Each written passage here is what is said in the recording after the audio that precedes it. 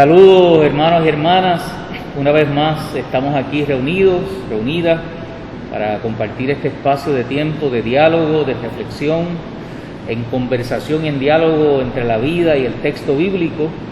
Y me encuentro en esta ocasión nuevamente acompañado de mi hermano, mi amigo, el pastor Gamaliel Ortiz. Saludos y bendiciones para todos y todas. Pastor aquí de la Iglesia de Discípulos de Cristo, aquí en la central donde estamos y nos encontramos, y con nuestra querida amiga y hermana, la doctora Marvilis Ávila, que otra vez está con nosotros. Saludos a todos. Está cerquita de convertirse en panelista permanente de este espacio.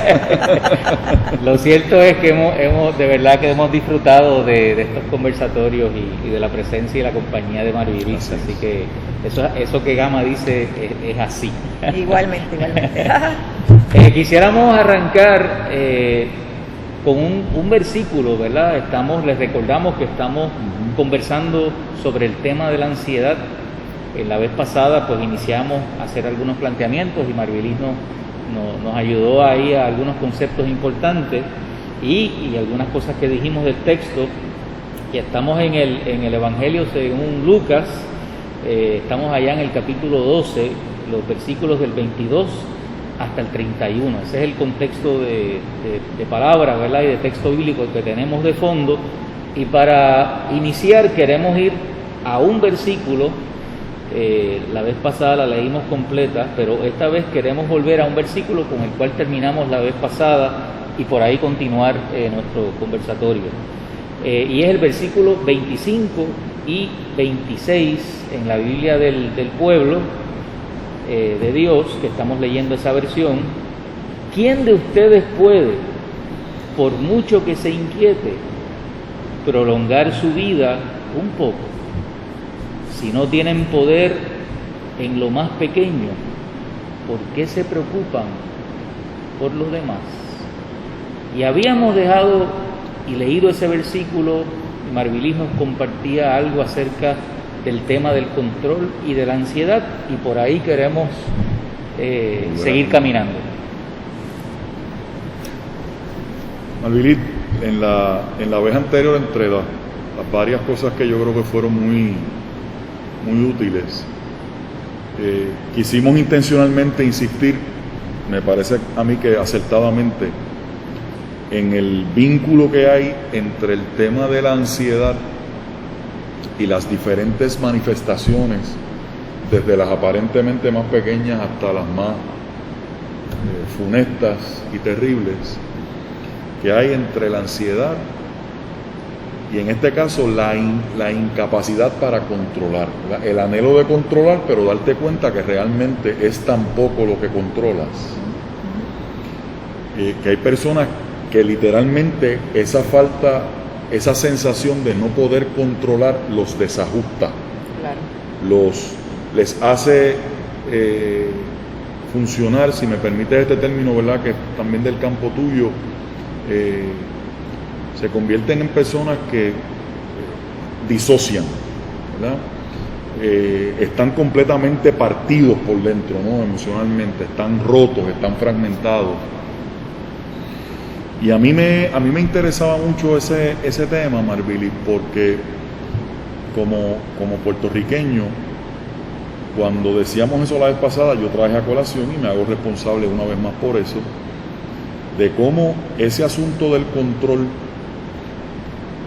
está íntimamente ligado a la tragedia de los feminicidios, porque hay un ser humano que al sentir que comienza a perder o que pierde control sobre aquello que él creía una posesión suya y que todo lo relacionado a esa vida tenía que caer bajo su jurisdicción plenipotenciaria, cuando ese otro ser comienza a reclamar su autonomía y comienza a ejercer sus criterios y comienza a construir la posibilidad de otra cosa, eso en algunos casos, ¿verdad?, los más terribles y los más patológicos, llega a la cuestión de lo que hemos visto en estos días con el caso de Andrea y con el caso de Keishla. Y entonces ese punto que traje tú lo remachaste trayendo una cosa que es constante en esta mesa, es cómo el contexto en el que nos movemos se encarga con sus discursos, con sus prácticas, con las cosas que normaliza, con las cosas que convierte en aceptables, con lo que se convierte en el canon de funcionamiento, porque eso es un canon de funcionamiento, ¿verdad? ¿Cómo todos esos elementos están ahí, ¿verdad? Y me gustaba mucho eso, Marvilis, porque creo que tenemos que estar constantemente recordando a nuestra gente, es lo que yo siento como pastor y como pensador en mi mundo del texto bíblico, con mucha humildad, pero que me siento responsable pensando el texto bíblico. Y este es el punto al que quiero llegar, Marvilis. Como muchas veces, dándonos o no dándonos cuenta, en las iglesias patrocinamos un tipo de discurso que individualiza tanto el asunto de la relación de la persona con Dios, que pierde de perspectiva cómo ese ser humano es parte de un entramado mucho más amplio y que le precede a él ancestralmente. Que todo eso va acumulando una serie de capas, por llamarlo de alguna forma, y de discursos, y de prácticas, y de cánones, y de patrones, que hacen que unas conductas, que unas visiones, que unos entendidos, que claramente son torcidos y desviados, se conviertan en normales. Claro.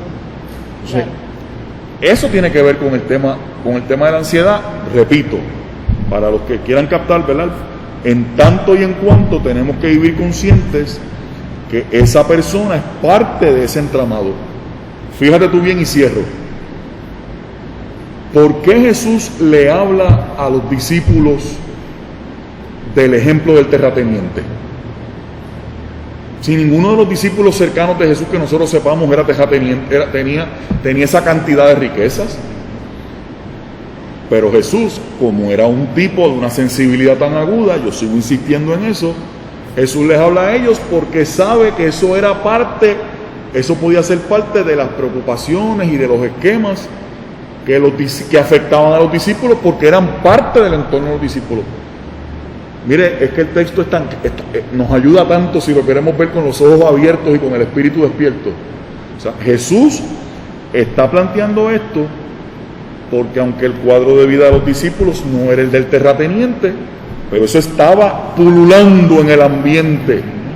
O sea, que el propio Jesús nos advierte a nosotros, aquí a los discípulos y a nosotros, tienes que saber leer las condiciones de lo que te rodea, el contexto de lo que te rodea, para que entiendas cómo eso incide sobre ti, incluyendo la manera en que por construir unas prioridades eso se convierte como en el Dios, en el ídolo, en el norte de nuestra vida. Claro, claro. Y por ahí, ¿verdad? Con esa introducción. Sí, atándolo, ¿verdad?, al tema de la ansiedad, parte de lo que habíamos hablado la vez pasada era el asunto de dónde están nuestros apegos y nuestras prioridades, ¿verdad? Aquello que nos provee seguridad, pero yendo un poco más profundo, esos apegos que nosotros y nosotras desarrollamos no están desligados del contexto donde hemos sido criados, ¿verdad? O sea, que no es un asunto puramente individual el de que nosotros desarrollemos esos apegos. Así que en ese sentido es importante que nosotros y nosotras podamos evaluar cuáles son esos apegos, dónde estamos arraigados, qué es lo que nos provee seguridad, que tenemos miedo a perder y por eso desarrollamos ansiedad, y dentro de esas ansiedades podemos manifestarlas en el deseo y en las acciones de controlar al otro y a la otra. Sin embargo, Gamaliel y Carlos, parte del proceso también es mirar cómo esto ocurre dentro de ciertas dinámicas familiares microsociales, ¿verdad? Lo que se llama lo que es microsocial. Y aquí voy un poquito a la parte de lo que son las relaciones de pareja. Así que, porque no quiero que caigamos, ¿verdad?, en la trampa de patologizar las conductas, de decir, esta persona es enferma y por eso hizo X o Y cosa. No debemos patologizar las conductas porque ponemos esas conductas como en un plano individual. Lo hizo porque estaba loco, lo hizo porque tiene problemas de sustancias, ¿verdad? No debemos patologizar las conductas, sino que las conductas están circunscritas dentro de un contexto que promueve el que la gente tenga esas manifestaciones de control y finalmente de violencia, porque toda persona que pretende controlar una situación o a otro, o a otros y otras colectivamente, va a caer en violencia. Porque la violencia es la imposición, violencia y agresión, ¿verdad? Tienen que ver con la imposición de una fuerza contra algo o alguien. Así que en ese sentido, si queremos controlar, vamos a ejercer fuerza. Y ejercer fuerza es violencia. Y la agresión ya se da de una manera intencionada. Es decir, que esa fuerza que se ejerce es una fuerza donde hay la intención de hacer daño a otro, a un objeto, ¿verdad? O a personas. Así que en ese sentido, volviendo ahí, lo importante es que nosotros podamos identificar dónde es que están nuestras necesidades, nuestros apegos, para que en ese proceso no terminemos tratando de controlar e imponerle a otros nuestra fuerza. En el contexto de la relación de pareja, ya eso es un tema que quizá podemos trabajar más adelante, porque eso requiere, ¿verdad?, más tiempo. Es la parte de que entendamos que esa necesidad de control y de ejercer fuerza contra otra persona, en este caso de un hombre contra una mujer, es porque ha habido unos mensajes sociales con los que hemos sido criados y criadas en términos a cómo ser hombres y a cómo ser mujeres en esta sociedad y a cómo relacionarnos en la relación de pareja. Y hay una noción social, ¿verdad?, de que el hombre es quien tiene el predominio en una relación de pareja. Y algunos dirán, sí, pero eso ha cambiado, etcétera. Lo que pasa es que hay unas variantes que no se ven a la luz, que no son visibles.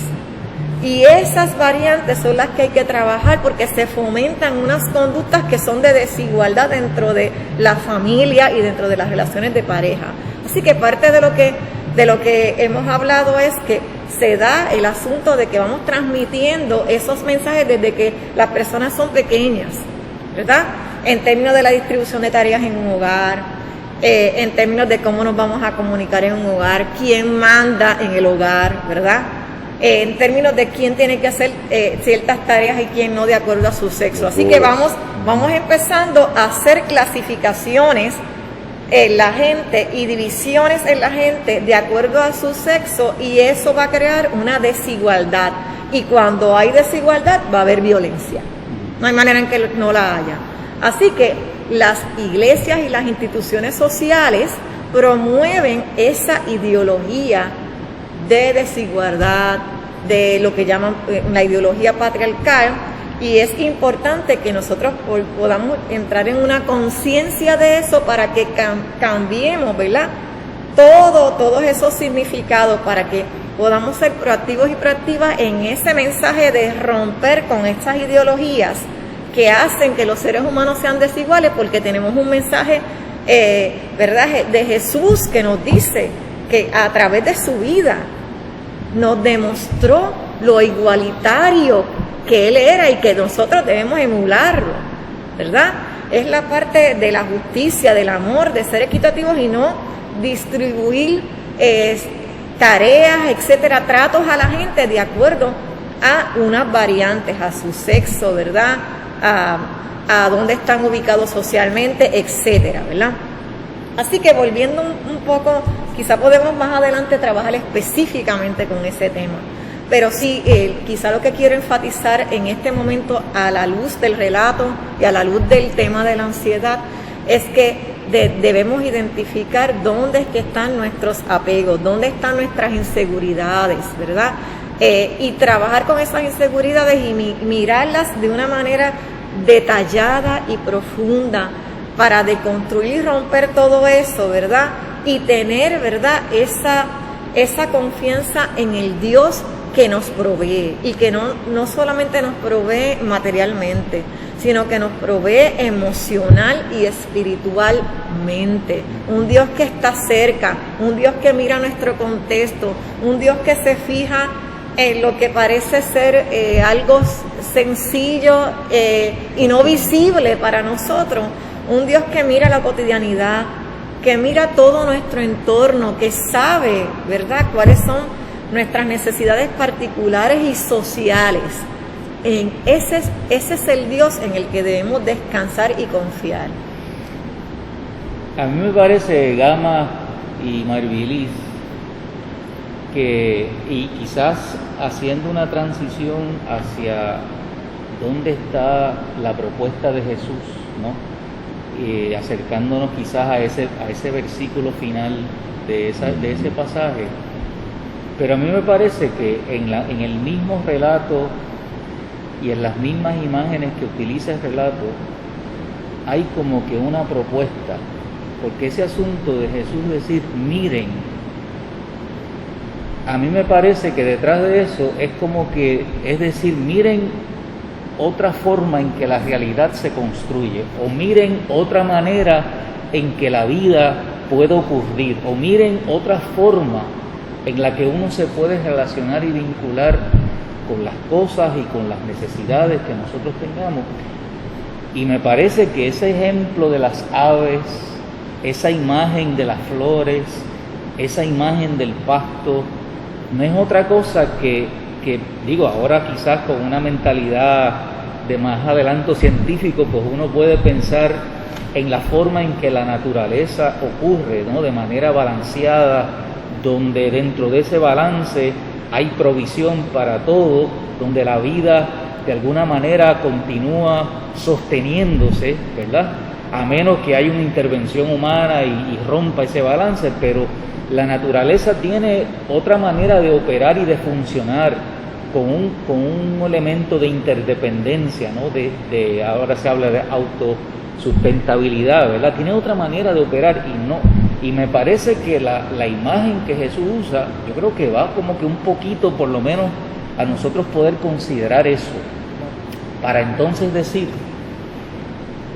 ¿hacia dónde entonces en el manejo de esta ansiedad, ¿verdad?, que hemos descrito de tantas maneras distintas, hacia dónde es que el texto bíblico y hacia dónde es que tú piensas, ¿verdad?, que podemos y deberíamos ir moviéndonos, mirando otras formas quizás de vivir, ¿verdad?, o de construir la vida, o de relacionarnos, de vincularnos?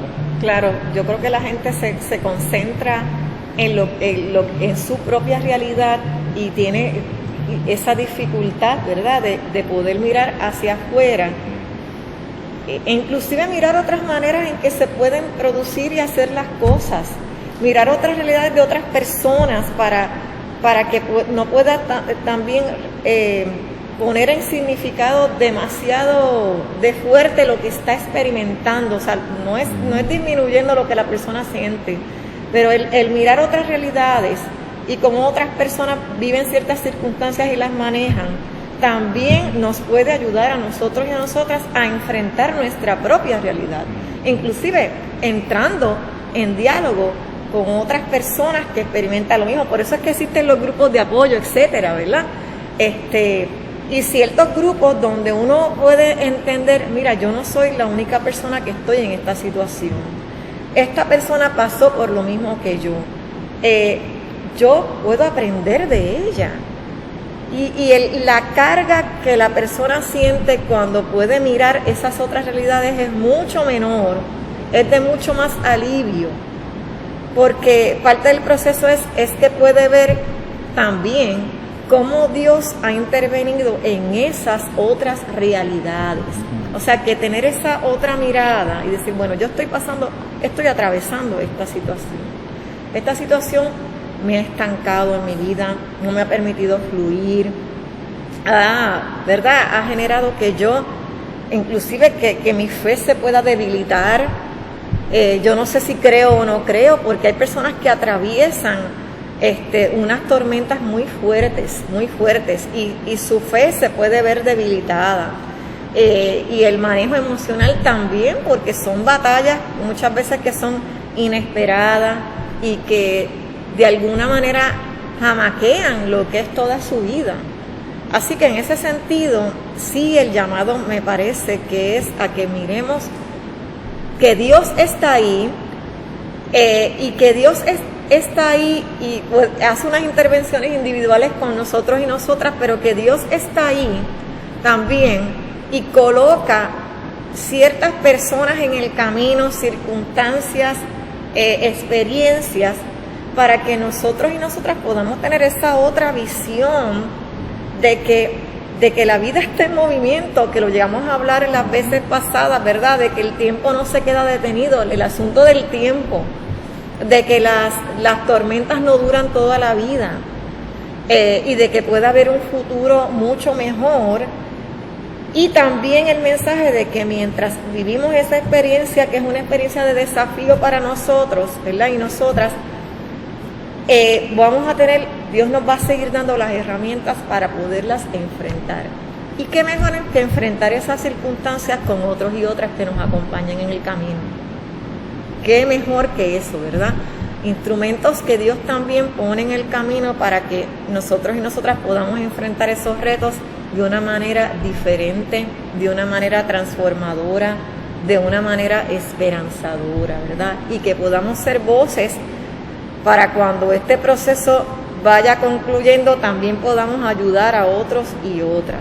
Así que sí el relato me parece que nos pone en esa perspectiva de que, mira, están pasando otras cosas afuera, mira donde aquí hay necesidad y Dios ha suplido, mira donde aquí hay otra necesidad, mira a estas personas que han vivido esto.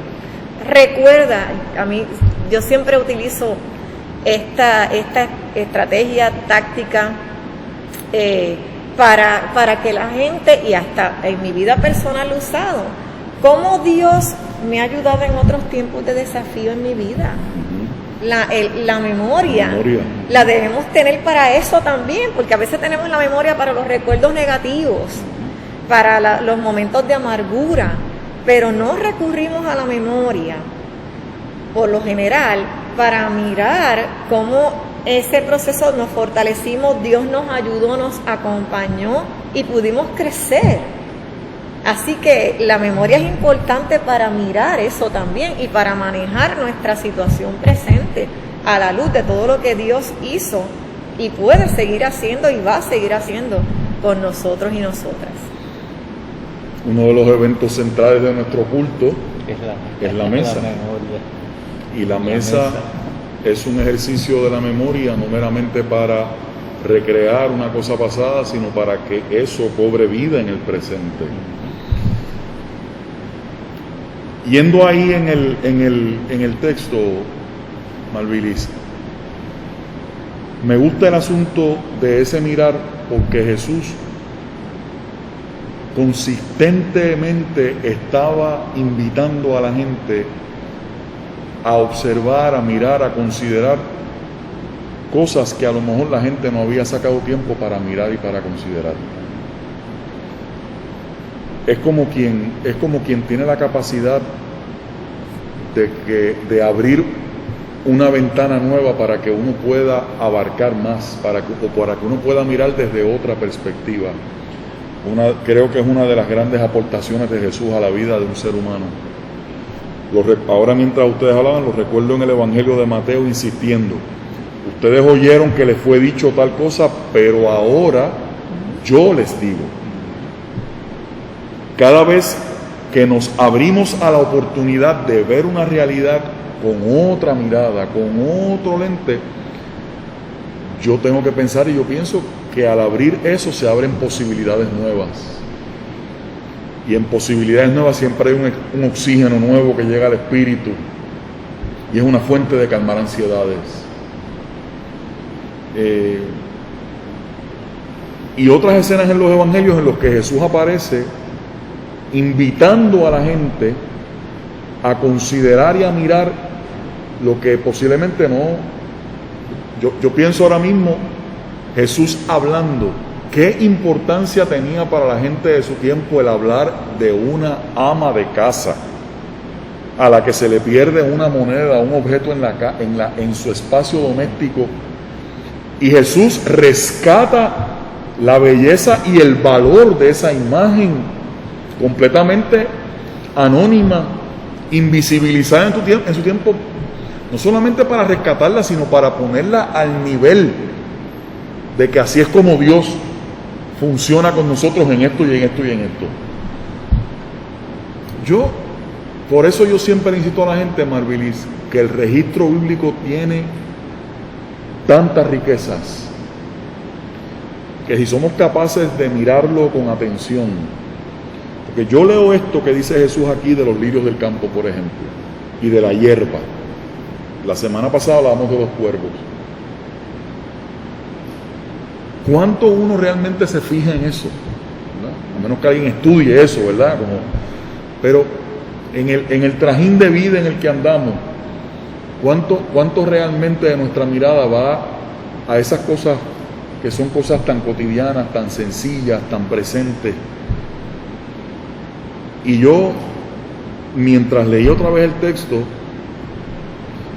decía, mira qué curioso que Jesús no toma como ejemplo a otras personas, Jesús toma como ejemplo cosas de la naturaleza, como diciendo, muchas veces nosotros y nosotros nos creemos que nos las sabemos todas. Hay importantes y hay cruciales lecciones de vida en otros referentes. Claro. Los cuervos, pájaros, los lirios. Y en esta cuestión de los lirios, les decía yo ahorita, que yo, siendo consistente con lo que he dicho de Jesús, ¿qué representa la mención de Salomón, Marvilis y Carlos? Salomón es el tipo que pensaba que lo controlaba todo y que de hecho controlaba muchas cosas de verdad. Y a Jesús se le ocurre decir que lo que son capaces de exhibir los lirios del campo es superior a todo el poder y a todo lo que granjeó, ¿verdad?, como poder y como acumulación de poder Salomón a su alrededor. Eso no es una cosa extraordinaria, ¿no? Yo digo eso y me emociono, me sobrecojo en la palabra. O sea, Jesús me está invitando a mí, y ojalá que usted lo reciba como una invitación para usted, a que la persona que centra su vida, que construye su eje de vida alrededor de esas prioridades que realmente son las que le dan significado y esencia a la existencia, esa persona no es que no va a tener realidades que atender, es que las va a enfrentar de otra manera, de otra forma. Esa cosa en el Evangelio que dice que los discípulos, cuando Jesús se fue en la ascensión, regresaron a Jerusalén, pero el texto dice que regresaron a Jerusalén con una gran diferencia, es que regresaron con gozo. O sea, regresaron con otro lente en la mente y en el espíritu para enfrentar su cotidianidad previa. Y yo pienso, Marvilis, que por ahí hay un elemento que nos debería servir tanto, creo yo. Cómo Jesús hace la provisión, presenta la provisión de Dios en elementos tan aparentemente rústicos y sencillos, para recordarnos que muchas veces en lo sencillo es que está el milagro que nosotros necesitamos. En este caso, ¿verdad?, con el tema de la ansiedad y del afán, y de este frenesí con el que a veces nos descontrolamos. Y aquí está este Dios revelado en Jesús haciendo y diciendo cosas tan maravillosas como esta. Yo creo que es la capacidad también de aprender a soltar. Sí, Señor. De aprender a soltar, porque nosotros nos agarramos de las cosas, ¿verdad? Y nos sobrepreocupamos. Y quizá un ejercicio que parece sencillo, ¿verdad?, que no hacemos, pero es sumamente relevante, es que cuando tenemos una preocupación delante de nosotros y nosotras, nos hagamos la pregunta: ¿yo tengo el control de esto? ¿Está en mis manos el que el rumbo de tal situación cambie? ¿Está en mis manos? Si la contestación a esa pregunta es que no está en mis manos, pues entonces tenemos que aprender a soltarlo y a dejárselo al Señor. Y esa yo creo que es nuestra mayor dificultad como seres humanos y cristianos y cristianas, en el asunto de que a veces oramos, tenemos nuestras prácticas espirituales, oramos, meditamos, leemos la Biblia, etcétera, pero y decimos, Señor, te pido que intervengas en esta situación ya que yo no puedo, etcétera, pero soltamos la oración, la dejamos y volvemos nuevamente con la misma narrativa con todo el mundo. Es como si, ¿verdad?, cancelamos el ejercicio de la oración porque no logramos soltar esa preocupación y estamos todo el tiempo hablando del mismo tema, acudiendo a diferentes fuentes, etcétera, para poder solucionar, cuando realmente la respuesta, si nos hicimos la pregunta a esa situación, era que no estaba en nuestras manos, pues entonces es la capacidad de nosotros aprender a soltar y a dejarle a Dios que haga la parte que Él entienda. Y en esa espera, conservar la paz. Ese es el otro reto. Soltar y conservar la paz, que es la confianza, ¿verdad?, de que Dios va a hacer su intervención y su voluntad se va a dar, y esa voluntad va a ser buena para nuestras vidas. Aunque humanamente no necesariamente el desenlace se dé como nosotros y nosotras queremos, pero Dios sabe nuestras circunstancias, sabe lo que nos conviene, ¿verdad? Y lo dice la palabra también. Así que en ese sentido es la capacidad de primero preguntarnos si realmente está en nuestras manos intervenir para cambiar la dirección de cualquier tipo de situación. Y lo otro es, entonces, si la respuesta es negativa a eso, pues aprender a dejárselo al Señor. Nosotros humanamente podemos hacer unas cosas para que sigan en marcha unos proyectos en nuestras vidas, porque pues sí, en eso podemos tener algún tipo de poder decisional, pero los desenlaces y los resultados de muchas de nuestras situaciones no están en nuestras manos, no están. Una persona puede estudiar para salir bien en un examen y probablemente no salió bien por X o Y variable, pero estuvo nuestro empeño y nuestro esfuerzo para poder obtener una buena nota. Si no, esa buena nota no se dio, pues hay otros caminos que el Señor también pondrá dentro de nosotros. Pero es la parte de detectar qué podemos hacer y qué no, y en qué momento aprender a soltar y dejárselo al Señor. Y yo creo que ya, ¿verdad?, acercándonos a las postrimerías de este encuentro extraordinario, y yo creo que hacia eso es precisamente, en esa dirección es que va el texto bíblico y va la invitación de Jesús, ¿verdad? Porque fíjense que por ahí Jesús les dice: no anden buscando, ¿verdad?, o no anden poniendo tanta energía, tanto empeño en esto para finalmente la propuesta, ¿verdad?, que hace al final. Hay algo que sí hay que buscar. Hay algo que sí hay que buscar, ¿no? Basta en esta versión que busquen su reino y los demás los recibirán por añadidura. No hay tiempo para hablar de lo que es el reino, pero sabemos que el reino no es otra cosa que otra forma de pensar, otra forma de construir, otra forma de vivir, otra forma de relacionarnos, otra forma de vincularnos con los demás y con Dios.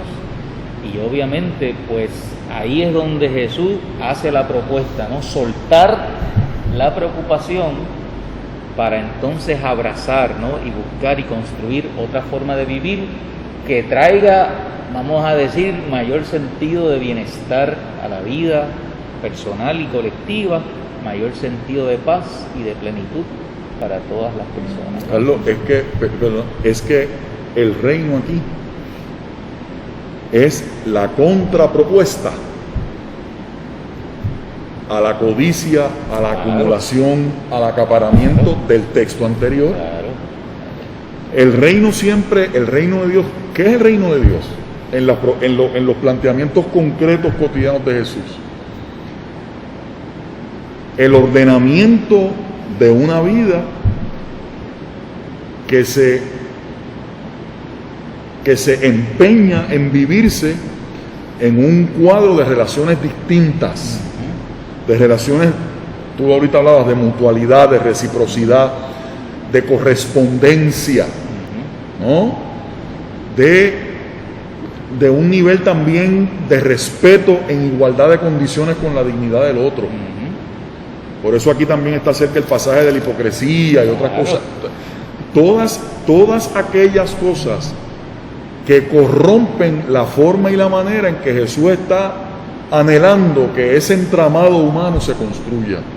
Entonces, cuando Jesús habla del reino de Dios, tenemos entonces que concluir también que Jesús está diciéndole, bueno, sí hay un espacio de vida en el que esto es posible. Y ese soltar y ese vivir con esa confianza sana en la provisión de Dios, en que uno va a alcanzar las condiciones necesarias para una vida digna, está en el reino de Dios. Pero que la gente no se llame a confusión, que Jesús, como una persona que plantea constantemente asuntos de contracultura, Jesús termina diciendo eso porque dice, aquí está lo que ustedes tienen, esta es la proposición, esta es la proposición que yo hago. No se consigue la felicidad controlando esas maneras patológicas, enfermizas. No se consigue y usted puede hacer ahí la lista completa con el 3 puntos suspensivos, usted puede seguir añadiendo la lista. Sí se puede acceder a una vida de mayor plenitud, de mayor balance, no perfecta, pero una vida de mayor balance, de mayor equilibrio con esta otra hoja de ruta. Es lo que me parece a mí que Jesús está planteando con el asunto y añadiéndole a eso, vamos, aquella imagen de Jesús, ¿verdad? El que quiera ganar su vida debe perderla, ¿verdad? Imagínate. Que no es otra cosa que uno perder una forma de vivir la vida, ¿verdad? O uno soltar una manera de vivir la vida. Claro. Una forma en que precisamente te trae ansiedad, ¿no? Te trae un sentido de no sentirse uno completo, ¿verdad? Una necesidad de estar uno, ¿verdad? Como la imagen de los graneros, ensanchando, viviendo para uno, es soltar esa manera de vivir para uno entonces ganar una forma nueva de vivir. Claro. Y de poder coexistir con los demás. Claro. Marvilín, no sé si tienes algo final. Y una forma nueva, plena, ¿verdad? Vivir la vida, esa pérdida va a generar una ganancia mayor, ¿verdad? Porque no es soltar algo para tener algo peor, es soltar algo porque va a ser de mucha plenitud en la vida tuya y de los demás. O sea, que los beneficios van a ser mucho mayores al uno soltar. Y esa es parte de la confianza también, ¿verdad? Que el relato nos da a entender, ¿verdad? Que aprendamos a confiar en un Dios que transforma tu vida para tu bien y el de tu entorno. Ahí es donde está, ¿verdad?, la clave. Si se busca la prioridad correcta, puede descubrirse un caminito a la felicidad. Así Hermanos y hermanas, le invitamos y le exhortamos a la luz de esta reflexión a que usted suelte, ¿verdad? Y se desprenda de aquellas cosas en su vida o de esa forma de vivir la vida que le causa ansiedad, le trae angustia y le trae pesar, y que abracemos el proyecto de Jesús y abracemos esa vida que Jesús nos propone como proyecto de vida que nos permita vivir de manera distinta, con un mayor sentido de paz y de plenitud, como decía hermana Marvilis. Gracias por acompañarnos en esta ocasión y muchas bendiciones. Bendiciones. Confíe en el Señor y Él hará. Paz para todos y todas.